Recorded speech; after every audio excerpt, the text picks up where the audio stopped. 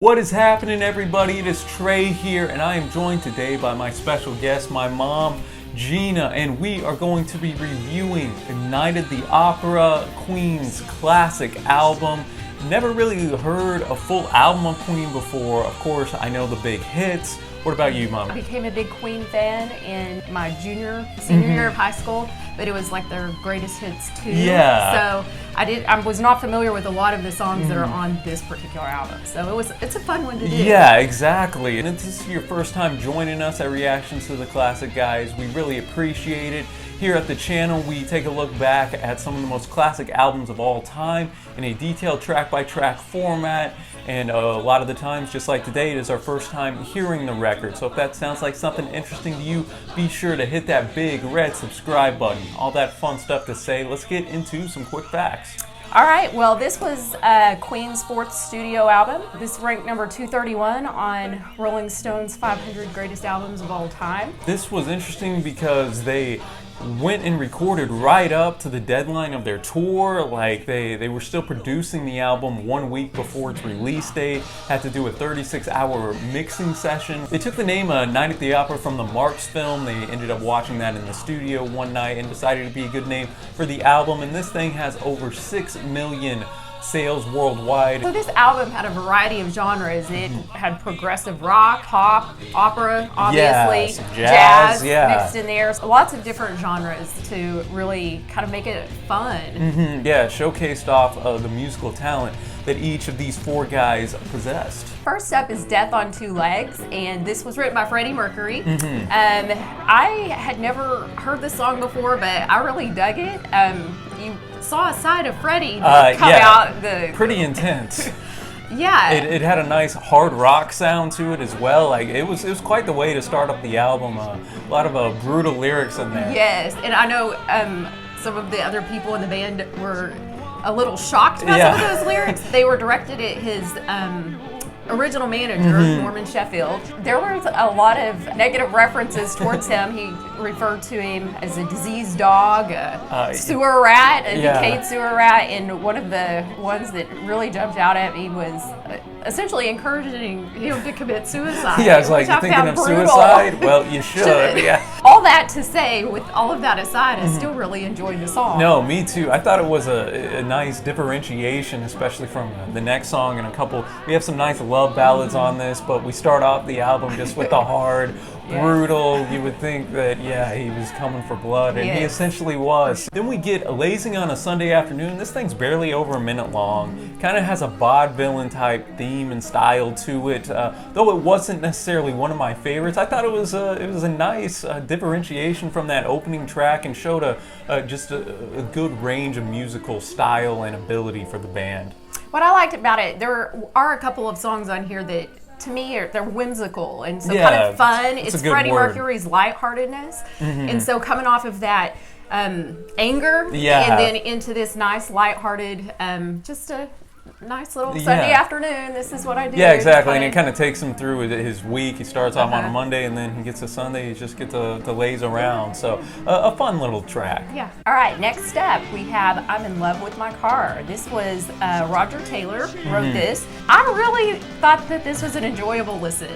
It's a fun song for me, and the very idea is, to me, preposterous. I guess like this person loves their car more than even a woman. They'll take their car over a woman, and so I just thought that it was an interesting concept. No, I'm with you. It has a nice, again, kind of hard rock type vibe to it. A great guitar work, and just the chorus is just so funny, but it's so good. I'm in love with my car, and I just thought it was great. This is inspired by one of Queen's roadies who just was in love with this Triumph, and then that kind of sparked Taylor, and he got going. And all in all, I just thought it was another good, fun song, and another good way to see the different styles that they were bringing. Then that takes us into You're My Best Friend. This is a very nice love song written from Deacon to his wife, just kind of about whatever happens in life, well, whether I'm gone, this or that, you're still always going to be my best friend, always going to be there for me, and they're still together to this day, so that's kind of a nice little tribute there, and just a good love song for me.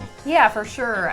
They got married in 1975, so they've really Yeah, stood the they've test been able of time. to, especially in a band that's kind of tough Yes. sometimes, as big Yeah. as the Queen was. So I really enjoyed this one as well. I mean, I wouldn't be mad if my husband wrote me a song like that. So I think that it's a nice shout out to the person that he loves. All right, next up we have 39. And this was written by Brian May, and this is probably my second favorite one on the album after Bohemian. Oh, it's great. It's what I really like about Brian May. His writing really tells stories, and I like good storytelling in the lyrics. You could tell he's smart. His lyrics are smart. At this point, he had a Bachelor of Science in physics, I believe. Yeah. So this explored the time dilation. So I mean, it's like high level thinking. These people left Earth in the year 39 to go on a voyage in space, and then they come back and they think it's only been a year. Yeah, but so they come back in 39 as well, but it was like 100 years later. Yeah. So all of their loved ones had passed away, and they're already like grandchildren that they come back to. So no, it was a very unique take, and it'll take you a couple listens, because once you know what the story is, then you want to go back and listen to it again, so you kind of like get the perspective. So I just thought it was a very unique song, and instrumentally very awesome as well. It had a folky feel Yeah, to it yeah, on very that one. nice, kind of laid back, a tone to it, and the vocals were excellent. So great track. That'll take us to Sweet Lady. Again, this is a more hard rock, faster tempo song, especially from 39, what we just had. And I actually enjoyed this one. I know you weren't as big a fan of it, but I just kind of thought it had this, just your nice mid-70s hard rock vibe to it. Just kind of a basic track about his girl, his sweet ladies. Yeah, she didn't think he was treating her too well, and he was assuring her that things would be fine. Because the first two verses are sung from her perspective. Yes. And so he comes back at the end saying, we'll get through this, it'll be fine. All in all, another fun track for me. Next up, we have Seaside Rendezvous. This is another one that was written by Freddie. And to me, this was that other one on the album that was that whimsical feel. Yeah. It was fun, it was upbeat. It's the only one of the few songs, I guess, that Brian May had no part of. He didn't participate in it at all. For me, this would probably be my least favorite. It just, the musical style of it isn't necessarily my favorite. Kind of like that old-timey feel. I could imagine this being played like in the 30s or something. So that's just more a notice of personal taste, though. I still appreciated the artistry behind it. I really enjoyed it. I liked the upbeat, like that ragtime feel, like you were saying. So this was a fun one for me, especially mixed in with some of the heavier songs. So I enjoyed it. That takes us to the start of the B-side, the Prophet song, and this was composed by Brian May. Man, I thought this was unbelievable. I love this thing. Very progressive, very detailed and deep. It's over 8 minutes long, one of Queen's longest. And Brian took inspiration from Noah's Ark, the story in the Bible, as well as a dream he had when he was recovering from a fever. Yeah, that's one of the reasons I liked it. Again, he's such a good storyteller with his lyrics, but I really enjoy the biblical allusions to it.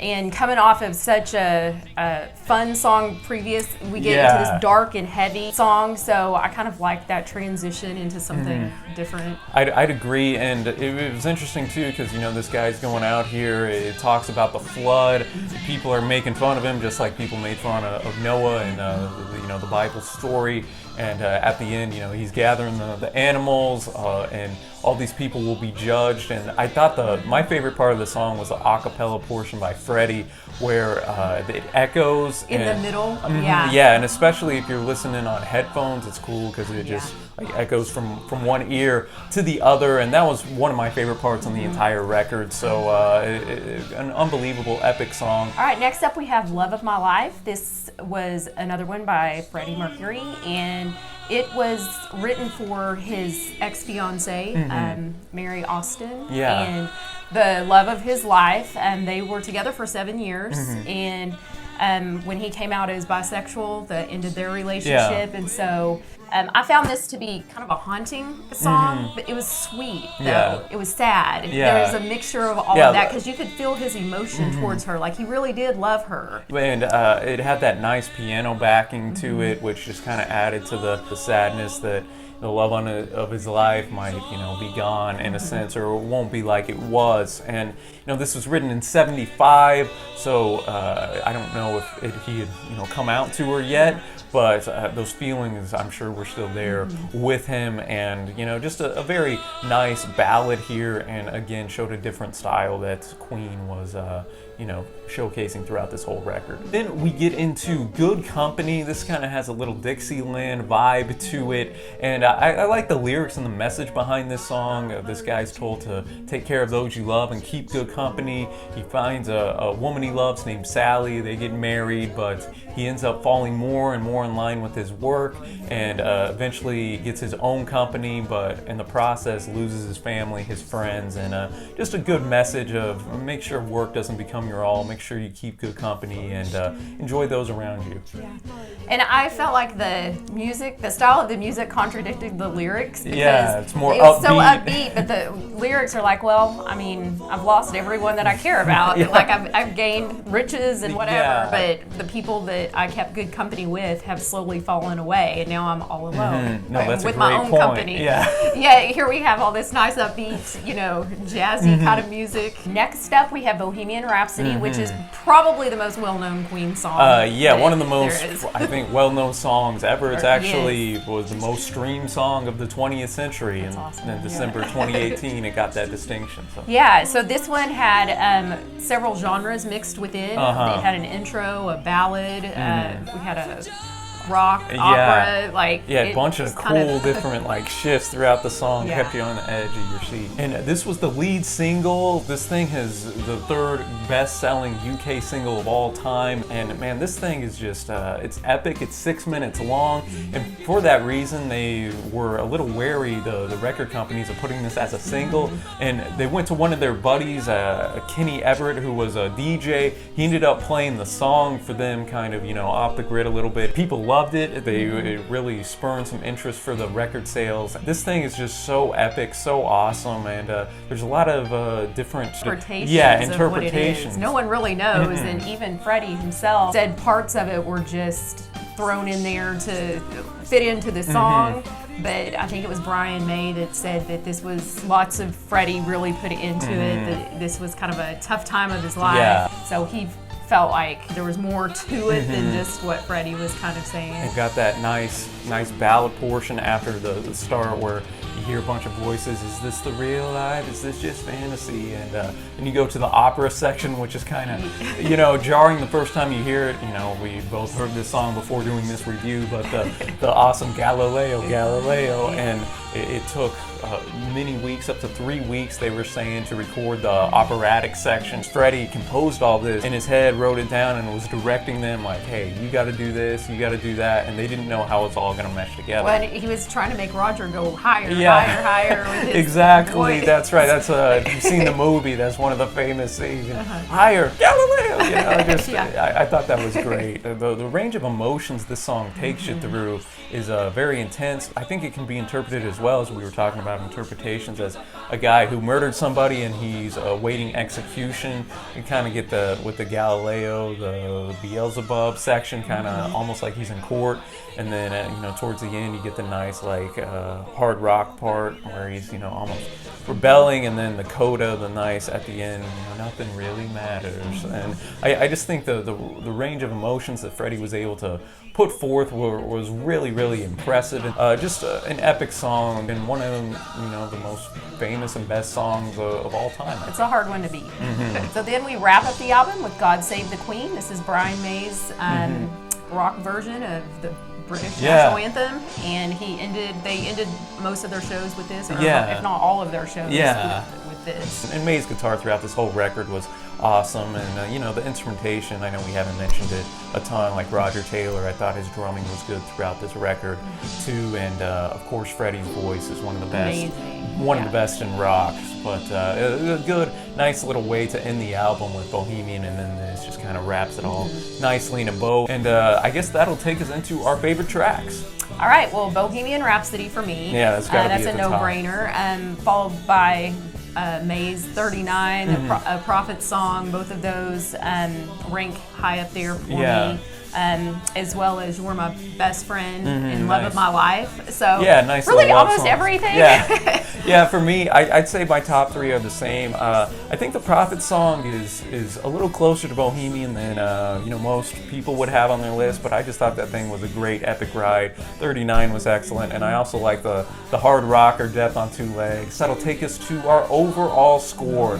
For me, I'm gonna put this thing at a solid 9 out of 10.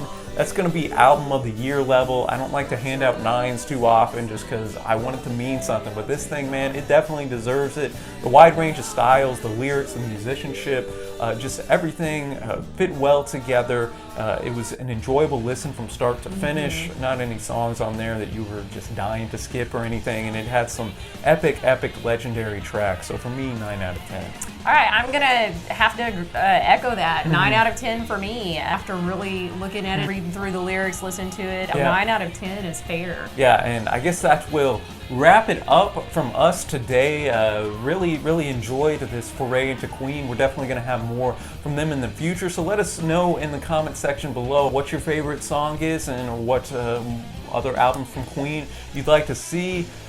Gina, appreciate you joining, appreciate you stopping by, reaction to the classics, special guest. Always nice to have a wide variety of people on here. And as always, guys, be sure to hit that big red subscribe button. We upload twice a week in a variety of genres. There's going to be something for everyone, I'm sure of it. And until next time, y'all, happy listening, my friends, and we will see ya.